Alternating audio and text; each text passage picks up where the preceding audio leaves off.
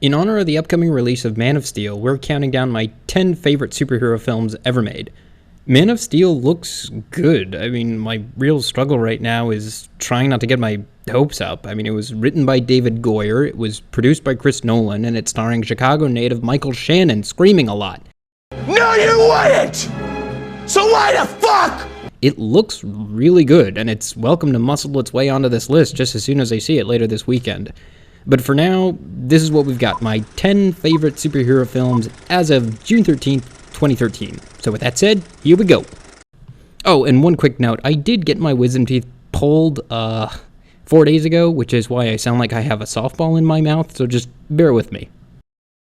Number 10. Having been freed from the expositional burden of presenting Parker's origin story to us in Spider-Man 1, Sam Raimi was free to explore the mythology however he wanted in the next installment.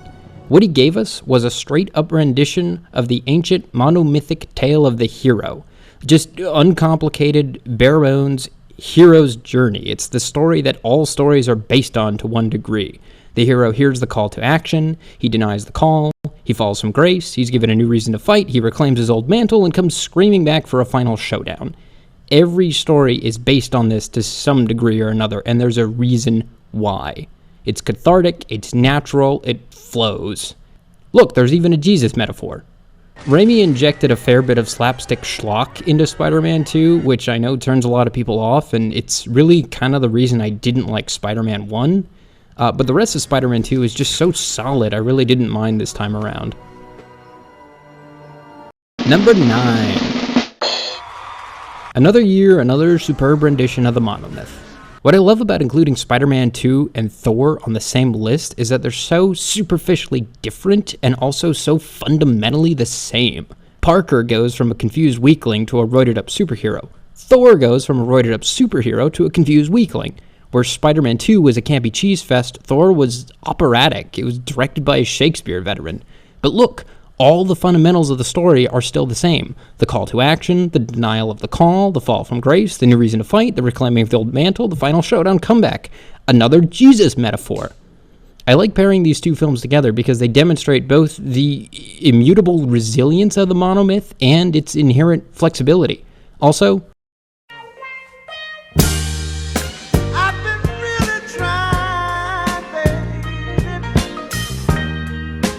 Number 8. Basically, the number 8 spot on this list came down to a choice between The Incredibles and Watchmen, because they're pretty much the exact same story. I should say that Thor and Spider-Man 2 are the same story. Watchmen and The Incredibles are the same plot. Superheroes are outlawed, and a group of retired superheroes must come out of retirement when a new supervillain raises his ugly head. In both stories, it's more about the reclaiming of their old honor than it is the actual destruction of the villain.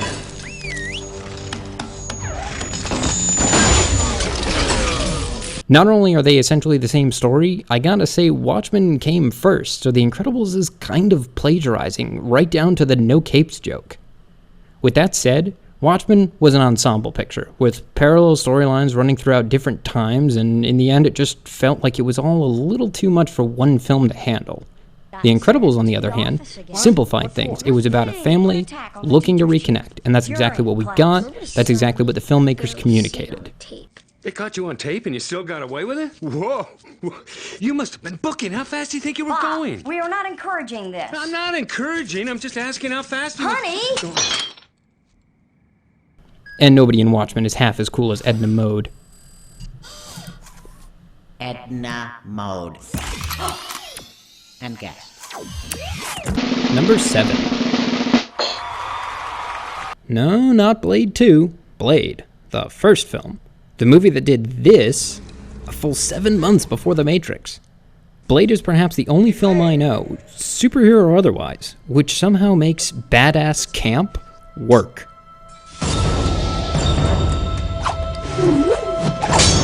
Catch you fuckers at a bad time?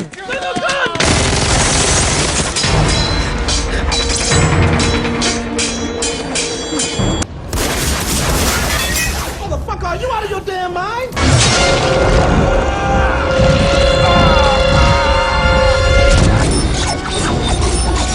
Some motherfuckers are always trying to ice skate uphill. The other two sequels tried and failed miserably.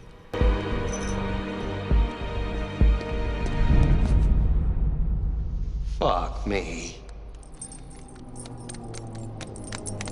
Fuck me sideways. Number 6.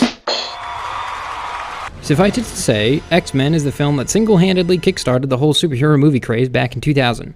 Although I probably shouldn't say single-handedly, because it is in fact, perhaps notably, an ensemble picture.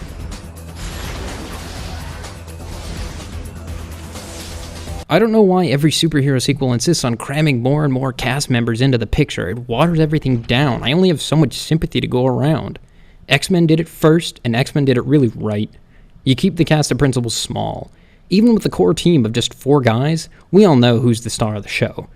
Now, it's one thing to be good. What made X-Men great was its social allegory, which got a little heavy-handed at times, especially in the sequels. Never forget. Mutant and proud. But it never degenerated into an all-out after-school special. Hey, it's me. Prove it. You're a dick. Okay. Number 5. Okay, maybe it's no surprise to you, dear viewer, that I put Iron Man so high up on this list, but it was a pretty big surprise to me, because it took me years to even decide I liked it. It's just too easy. Tony Stark never really sacrifices anything to achieve his power, and the whole thing felt like one big radical Republican wet dream. I mean, Tony Stark is George Bush, like, there's no arguing that. He's supremely pro-capitalist, despite the fact that he inherited all his wealth. He's kind of a drunk, he spied on the American people, and he invaded Iraq basically because he felt in his gut that it was the right thing to do.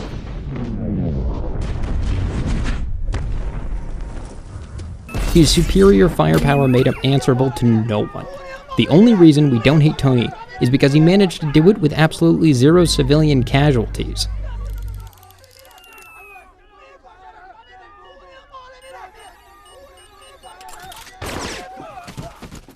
So if I have all those grievances against the film, why did I put it on the list?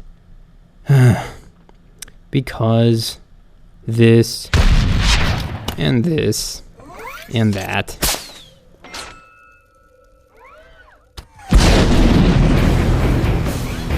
Number 4.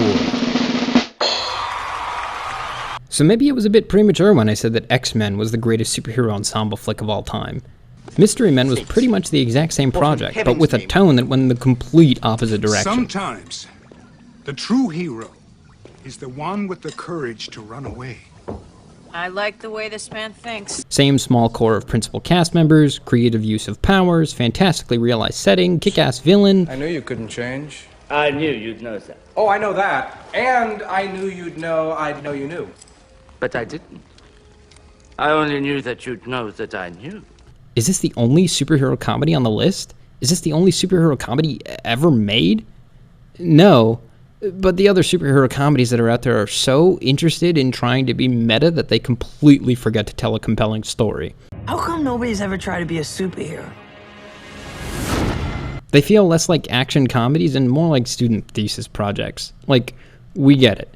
Superhero movies have kinda entered the postmodern era, but you know what? Movies like Mystery Men can subvert genre conventions without screaming, "Hey, look, we're subverting genre conventions!" That's because Lance Hunt is Captain Amazing. Oh, don't start that again. Lance Hunt wears glasses. Captain Amazing doesn't wear glasses. He takes them off when he transforms. That doesn't make any sense. He wouldn't be able to see. Also, Eddie Izzard.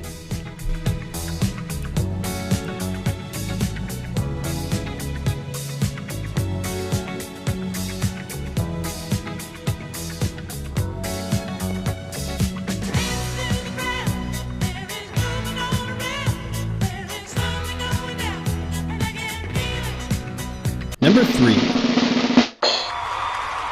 Okay, no more teases. This is the greatest superhero ensemble flick ever made. But it's not the greatest by virtue of being perfect, because it's not. Why isn't she wearing Louboutins? Can someone, like, Photoshop this scene to make the souls red and make me happy? No, the reason this film is the best is because it's so much better than it had any right to be. Now might be a really good time for you to get angry. That's my secret, Captain. I'm always angry.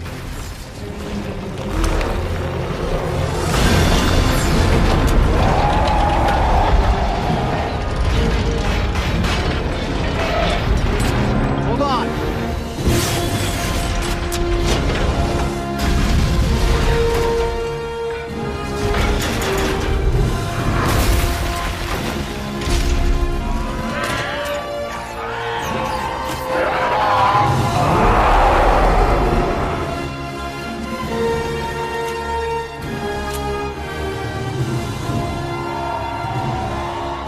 This project was little more than some executives' coke-induced scribblings, and what Joss Whedon did was turn it into a real story about created family and group dynamics. Big man in a suit of armor.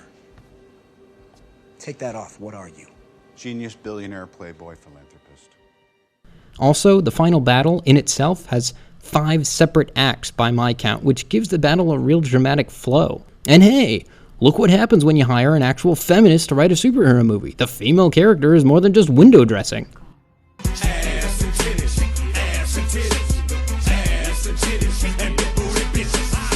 Number 2. Weird to put a Shyamalan film on any top 10 list this day and age, but remember when he was turning out masterpieces? Unbreakable is the only film on the list that isn't based on a comic book, and it's really the most meta that a superhero film can get before turning into a term paper. The brilliance of this film, besides the cinematography, the characterization, and the surprising but inevitable conclusion, is in how Shyamalan manages to sell us the premise so confidently, without ever losing the idea that this story is absolutely taking place in the real world. This is how a real superhero would be discovered, would react to the news, would deny its responsibility, would be spurred into action, would utilize his powers, would have a gun pulled on him by his over-imaginative son. Oh, before I forget, the feels. The feels.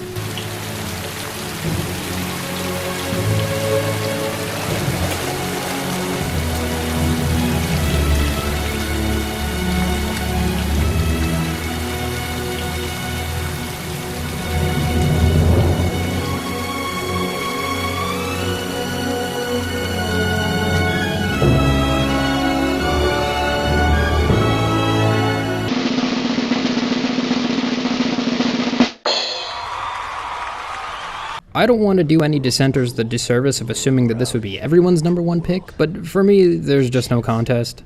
The Dark Knight is the very best example of taking a character who wasn't really supposed to be anything more than just a bit of escapist fun, and making him mean something, which is what I hope Goyer, Nolan, and Snyder managed to do with Man of Steel. The Dark Knight really is the most heady superhero picture ever made. Plan, I turned it on itself. Look what I did to this city with a few drums of gas and a couple of bullets. You're garbage. You kills for money. Don't talk like one of them. You're not. Even if you'd like to be. Please don't punish the boy. Please punish me. I'm about to.